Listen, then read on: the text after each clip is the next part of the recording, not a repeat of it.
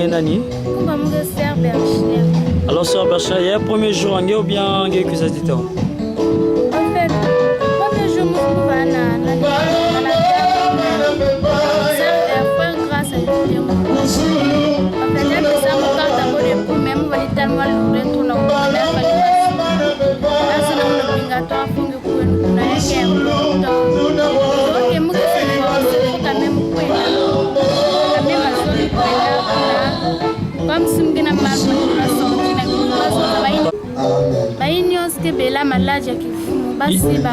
il y a un prophète dans un máquina.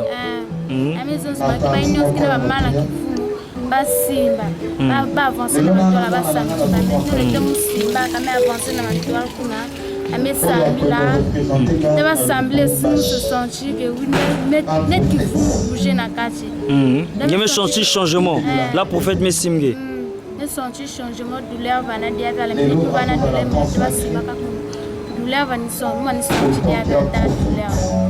Après qu'il reste, que na sermo c'est elle me demandé mon numéro à téléphone. Elle m'a invité mon awa parce que c'était samedi à 14h donc parce que à 14h voilà pas Boubia na sou comment va na programme et Boubia là va me toucher dernier na prophète yi qui me sentir Boubia là ta me toucher mon prophète me sentir c'est oui ba me simbi ba me simbi en tout cas wa m'a se sentir me moi léger que na ma que simba ni kuzi alors na parole en Zambia vous songi metalio parole en Zambie, je me toucher, vraiment, je me demandé dans Zambie. Un peu, je me vraiment, je me land citoyen. C'est moi, je dis avec ça. Je me vois là, le temps que je décide, je connais l'église, est lourde, donc fatigue, moi, ce que coaching nous a vu. Alors, vraiment, nous avons, je me pèse, vraiment, me tour du coup là, vraiment, continuer à couper mon coup. Afin que je continue à couper ça. Ça me vraiment land maintenant, c'est la big maintenant. Alors, il y a 15 ans, na kisa de Tatanzam, il y a quel prophète Dior, il y a 15 ans qui. Mugazone vraiment nzam tatamana kusala vraiment na kache yangu. Un tatamana kusala kache yangu vraiment. Alors, mout nyo sinyake touché, mout membre nyo sinyake zone. Membre nyo sena demandé na mout me demandé ngi membre sika avoir le temps de samtingesi. Ege zué sika ose ege zué sika ni akuse vraiment nzam tatamana kusala kache yangu. OK, merci. Bonsoir. Pouvez-vous présenter? Alors sœur Linda, pona mate ya pona kita lelo omoni yango nde nini?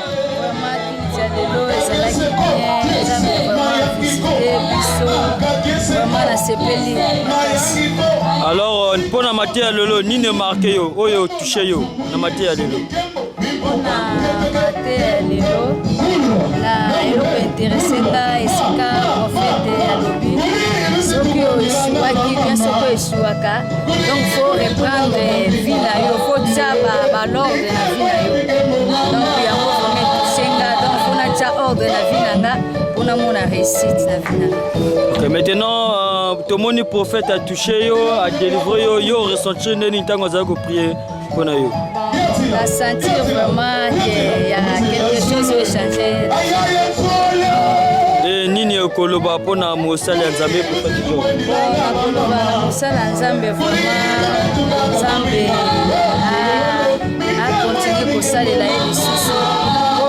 Bato bazomona loboko ya Nzambe à travers mateya na ye, en tout cas à travers ministère na ye vraiment. Donc a continuer donc Nzambe asunga vraiment bato bamona loboko ya Nzambe à travers ministère na ye. OK, merci. Comment on a dit qu'on présenter? Ouais, le frère Eli. Alors frère Eli, nini marqué yo pour na matière lelo nini marqué yo? Bon, pour na relever beleti naza na point moko kaka oyo esimbinga oyo prophète a levé sur les dents dinga ko pambama vraiment moi à décortiquer moi biloko belé et ça linga vraiment du bien na commission Nzambe pona yango. Maintenant nini oko loba pona mosala Nzambe nde azo saba miracle ndenge azo prophétiser nini oko loba pona ye? Bon eloko na ko loba pona ye nazo senga vraiment nzambe ya fungola lisusu makambo ebele nzambe ya pamboli lisusu a oindre lisusu ya koleka pour que jour à venir asala lisusu ya koleka ndenge oyo euti esalema lelo. Ok, merci. Il faut se présenter. Bon, on frère Moïse. Bon, frère Moïse, tomoni yo lelo, ni ne marqué yo na kilta lelo.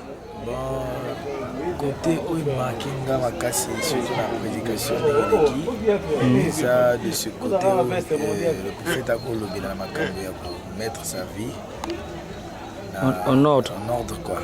Donc ce côté-là est marqué nga makasi parce que bato belé ba ki po bazwa lipamboli ba ko luka lipamboli mais lipamboli ngo ba ki ko luka na manière nini. Il fallait pas bomber dans le chemin avant de recevoir la bénédiction. Vraiment un message capital on a saisi. Maintenant, il y a un message de prophète Dior. En tout cas, Nzamba Pamola, Yazong, c'est un événement où on descend la pombo qui est liboso. Donc, Nzamba Baksa Mingi Koleka, Makambo qui est liboso. En tout cas, Nzamba Zanaï. Ok, merci frère Moïse. Merci beaucoup. Pasteur, bonsoir. Na pas c'était na frère ba bien nga pas parce que ba pour ba le ba comment na yo ko se présenter nga ba bien na kombo frère Péchi naza chante ngolo nzambe to sa nzambe. Alors frère Péchi ni ne marqué yo na kilta lelo eloko marqué nga ndenge bible lobi ke moto akopika kana bileite mais na maloba nyonso oyo zo bima na monoko ya nzambe. Lelo pina ke toyoki nzambe a s'exprimer kati na mosali na ye ndenge frère nanga tout à l'heure oya uchi koloba omoni ke parole comme rare dikomaka ke yamba kamata kopamboma tout nini wana bato bazoyeba te ke avant moto apamboma faut vie na ye ezala correct faut vie na ye ezala correct na maloba nzambe si vie na ye eza correct na maloba nzambe te moyo pamboma eza te voilà pourquoi ke bato bakoma otambola bas église alongo église oyo akomi église oyo alongo église akomi église oyo parce que aza abati na kati mpendaki na liloba nzambe te lipamboli na biso liboso eza liloba nzambe soki liloba nzambe eza kati na yo tomoni lipamboli nzambe eyaka eza te donc yango wana parole capitale oyo na embarke nga na motema yango wana. Maintenant nini okoloba mpona mosali ya nzambe prophète Dior nini okoloba mpona ye? Bon eloko nakoki koloba na ye moto oyo mpendaki abengami na nzambe makambo eza ebele. Makambo eza ebele eloko kana koloba na ye ke soki nzambe abengi ye abengaki ye azalaka penaki na nsima Yesu azalaka na nsima Yesu parce que bavon ebele comme omema basala nzambe mpo basala nzambe mpe bakomi na complexe fona lobango komi na complexe moninga asombi mutuka moninga asali boye azalaki na ye dans le vrai mais puisque penaki eloko wana comme omema basala nzambe bakomi omema makambo wana nalobaka na mosala nzambe le prophète Dior akangamaka na nzambe oyo apakole nzambe oyo abenga ye akotika ye te l'huile na farine na kuni ekozanga na ndako na ye te ndenge nalobaka keke mosala ya nzambe ya solo alalaka nzala te mosala ya nzambe ya solo nzambe pena azali na ye tous les jours lokola Eli tala Eli bakorbo penaki bamemile bilia Eli penaki tala degré ya nzambe même nzambe azotinda ye na mwasi ya veuve biso tout oyebi ba veuve ndenge bazo vivre mais nzambe azotina mosali na ye. Amen. Merci. Se présenter comment ngenani? Moi mon sœur Natacha. Alors sœur Natacha bete metalnge na culte yiki marquenge durant Culte News. Vraiment Culte est vraiment qui l'éminence ça est vraiment Culte me tout bien parole me tout bien va me prêcher bien la prophète vraiment avec personne qui les vraiment la Culte. Alors wa parole na yingi me retenir na kachenge yime salnge vraiment yingi na una vutka na katanchimange. Bon parole il même intéressé mon façon la parole il y a bon la parole soit il faut que tout les yeux en ordre. Il faut que tout les yeux en ordre. Faut qu'on va en ordre na kota. Faut y aller amla mke va faut qu'on va en ordre. Faut qu'on va dans désordre. Faut qu'on va en ordre kwa nakacha mzigo. Alors yiki ngekenzonza na kisadi ya nzambi na nzambi me choisir prophète Dior ikingele enzo nendi. Bon na mono vraiment na kisadi ya nzambi na prophète Dior nzaba kuna vraiment na mono c'est l'homme na parole maison tout ordre vraiment nzambi bénir elle tout dire quel miracle plus miracle vraiment na ina me prêcher mais tout vraiment me toucher monde vraiment faut tout ordre na vie à monde. Ok, merci maman. Bonsoir, monsieur le journaliste. Ngele se présenter. C'est le prophète Moïse Pongo, le jeune lion de Lubumbashi. Alors, Betemetala va me consacrer un journal. Boubou, est-ce que me vanda me luta na formation bien à façon me lutila? Non, on vraiment la formation. Papa Langa, le prophète Diop Nzabakula, l'homme de la délivrance, la bouche autorisée de l'éternel, au Boyebi. Donc, il est Nzamba Ibseki, il faut consacrer. Il y a un enseignant à l'accent à Maramwanzambi. Donc, son azali, le on azali, et ça à cause. Il y a papa langa molimo donc naza pena la routine de formation naza mono ba routine na balabala te ba yeka moment ba consacrer na routine pena la formation mozindo ndelelo nzambe ahibsaki papa awendre nga mafuta pour confirmer nga que ça la vérité dans le monde entier donc c'est un peu ça. Alors là vous êtes maintenant prophète confirmé ezo sala yende nini est-ce que oko simba oko lananzela ya papa toujours ou bien yo pe parfois na liboso au changer nzela et ça lien de et ça linga bien ma casse monsieur le journaliste c'est pas la question là yo en tout cas la séqui parce que ça linga bien yo mo zala qui on la présente monsieur le journaliste au mon événement de l'équipe donc qui t'a consacré mutu ba cotiser na carte sacerdoce royal donc qui t'a mutu a consacré à cause que ça sous marche en arrière donc de la côte boda la côte na sacerdoce na osala fête ya papa langa ya molimo kino na suka partout dans le monde entier. Maintenant, papa Librenga, je suis prophète confirmé, je suis prophète bien formé, établi par l'Éternel, consacré par mon Père spirituel, confirmé par les hommes. Donc, naza bena ouan de l'Éternel pour bandalelo. Donc, maintenant, je suis un prophète bien consacré. Un prophète dans la route na balabala te anzela te. Donc, les lots messieurs gestes ayo salaki omoni.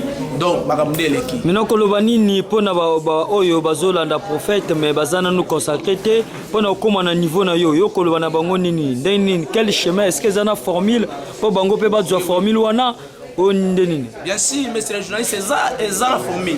Premièrement, pose la mosala nzambe, ezate obimika mbala moko la na loti na koy mosala nzambe. Pose la mosala nzambe, info en appel nzambe. Donc nzamba bengi yo, nzamba benga Samuel. Tanga bengi Samuel fa qui n'est pas papa na molimo.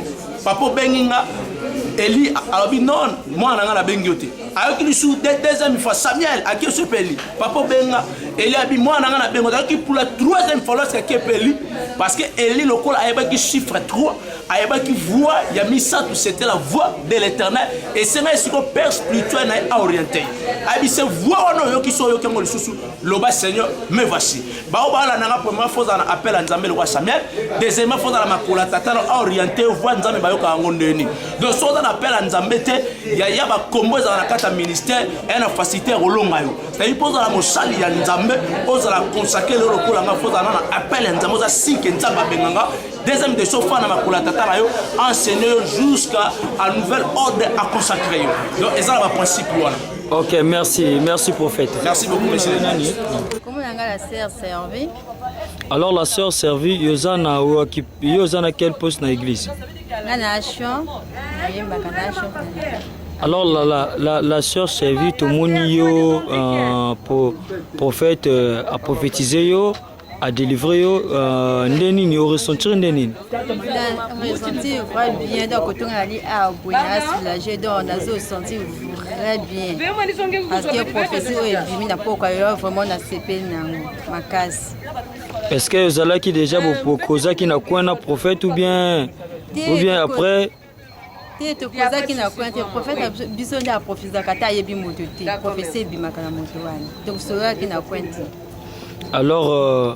alors na culte pendant culte na maté ya nini marqué yo na maté ya nini marqué yo les paroles ya pourquoi lelo est touché nga vraiment kasi bande ko na biso ba ya ka pourquoi ba yo ka sur parole ngwe ko sala bango moi bien donc parole lelo est touché moto moko na kati. Est-ce que yo peut zala qui concerné na parole ala qui concentré vraiment na parole vous allez qui concerné maintenant nini okoloba pona mosala nzambe prophète Dior o zo kamba église ni azo baka na prophète Dior nzambe pese kama makasi zo pese ka susu ba nzambe alika kosa susu ya makasi okakasi na ye apese makasi susu.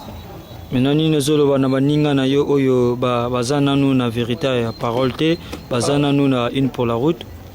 Nazo baninga na ka se biso tout kama kana kata nzambe ya prophète Job. Wana kata nzambe ya prophète Job ikamwa ya ba délivrance don nyose ya libaya ka ba vivre na bango moko. Ok, merci. Alors tomonio na mate ya lelo nini marqué comment na yo nani? Comment on a le frère d'Iris. Alors, nini marqué yo pendant culte à Lilo, nini marqué yo? Oui, marqué le plus c'est ça. Moment où le pasteur a ici prédication. Manière naïe à co-développer et marqué tellement marqué que tu as là un peu l'Ibanda.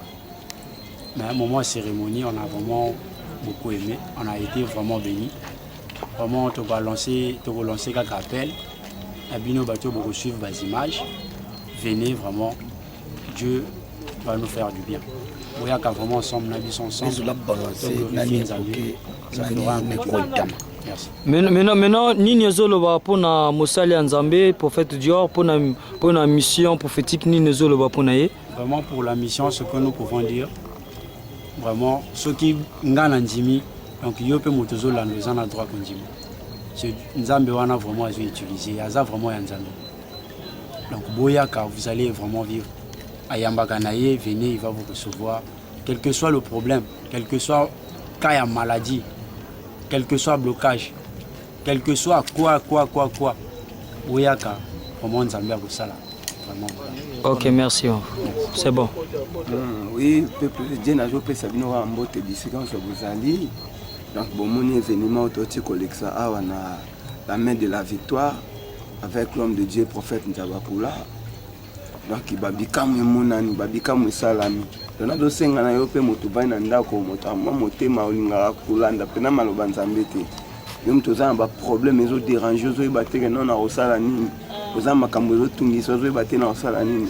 Bene mena za ko invito kaka oya na kati na église na biso la main de la victoire. Kaka okomona ba délivrance, okomona ba bikamu donc Nzambe azosala vraiment. Ba témoignage ezebele bokolanda ona ndela ba chaîne na ndela ba bilili ekolekana au séminaire ete kosila ndele le ezali lokola clôture. Amen. Moi c'est le frère Chardel. Outi na milulu minene o esali dejo. Outi na Foncheche binomo ko bomonaki. Awa to yeko sisa na l'église donc célébration et l'équipe très bien et l'équipe vraiment bien makasi donc la pesika mbote na bana na Nzambe l'église na bino yango la main de la victoire vraiment bikamo ko salma bino moko boko mona na bino donc mingi ko lobezate et l'équipe yango très bien vraiment merci peuple Dieu nazo pesa bino mbote vraiment nazafa dali na sambela na main de la victoire tozana pour ça vraiment boyaka vivre vraiment prophète Dieu kama oya sala donc je vais évangéliser que boyaka vivre Nzambe ya prophète Dieu. Bonsoir ma soeur. Frère. Alors pouvez-vous présenter? Oui, je m'appelle la sœur Alliance. Je suis aussi l'enfant de la maison, l'église la main de la victoire. On avait une croisade qu'on a commencé depuis hier au fond de Tchétché. Et là maintenant, c'est aujourd'hui qu'on a fait notre clôture à l'église, la main de la victoire. Alors, quelles sont vos impressions concernant la croisade? Mon impression est que c'est juste pour dire sur les autres que notre croisade s'est bien passée, que ce soit au niveau des chantres et pas de l'église, tout le monde vraiment a participé à ce programme. Alors la sœur, nous avons vu le prophète vous délivrer et vous a prophétisé. Alors quelles sont vos impressions? Mon impression est que vraiment je bénis son Dieu premièrement et je bénis aussi pour tout ce qu'il nous enseigne nuit et jour. Vraiment que le Seigneur le bénisse encore une fois. Alors lorsque le prophète vous a posé les mains, qu'est-ce qui s'est passé? Qu'est-ce que vous avez ressenti? Ah bon, ça c'est le Saint-Esprit qui agit. Ok, d'accord, merci. Bonsoir, Banani sur la main de la victoire, les frères Yannick, chantre adorateur, Yanzambe, Yamotamokilité, Nzambe. Tout ça qui n'a milou na biso et banaki na Foncheche, ah tout ce qui s'est en na palais na biso. Côté Nzambe à Vandaka.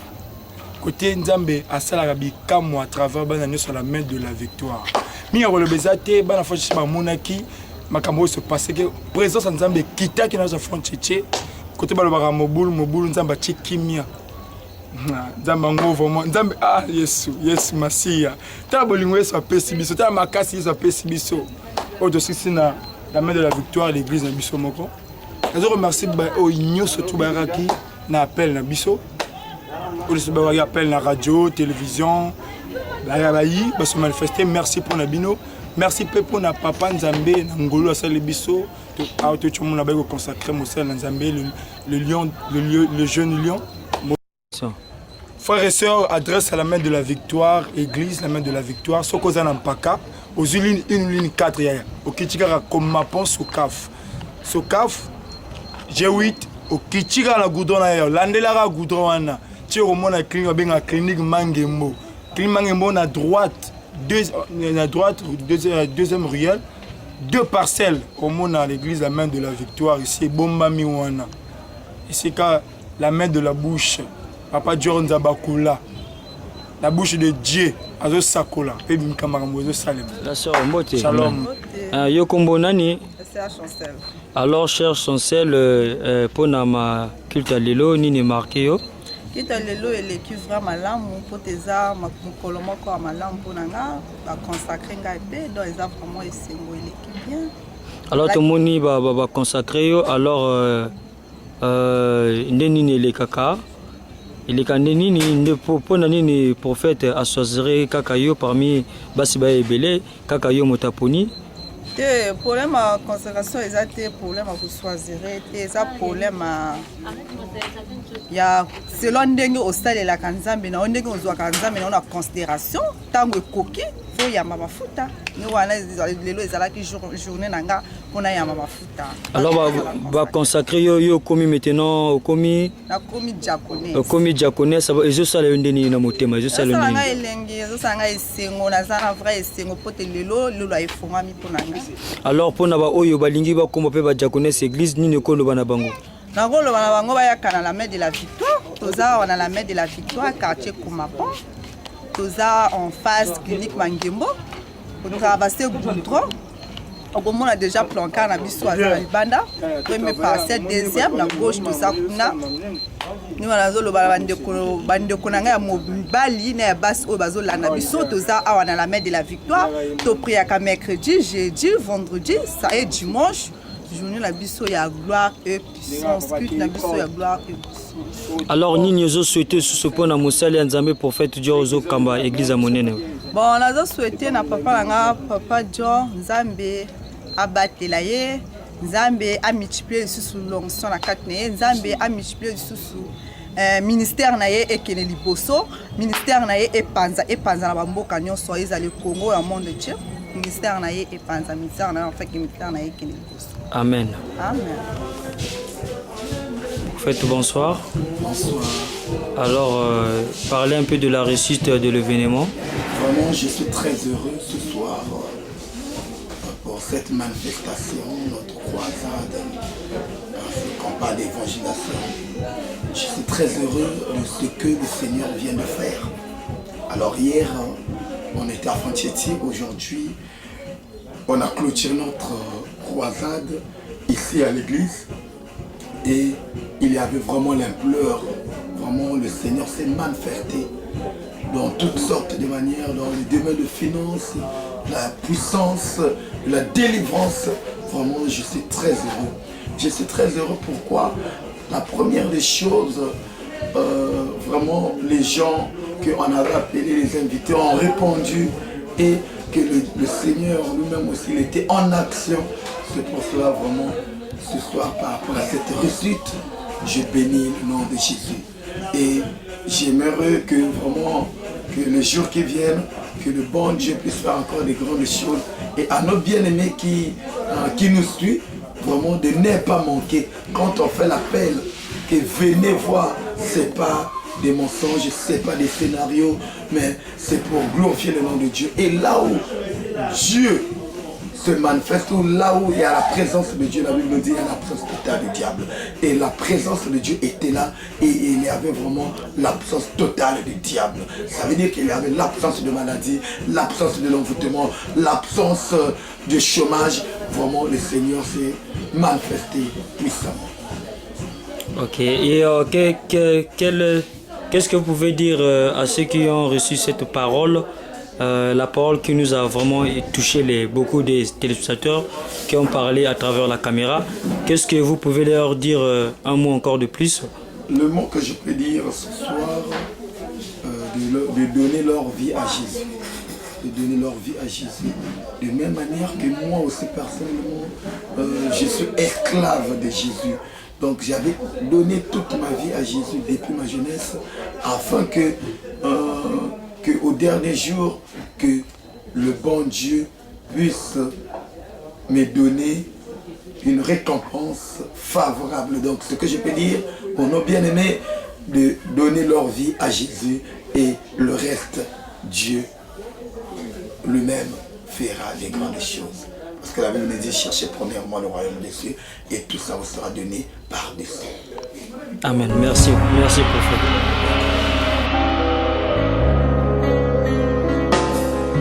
Tous les anges de sa sainteté, l'univers crie sa majesté. Chantons gloire et puissance, force et louange à l'agneau immolé, à l'agneau immolé. Les ténèbres ont reculé devant l'œuvre de la croix, devant l'agneau immolé et le sang versé pour moi. Tous les anges de sa sainteté,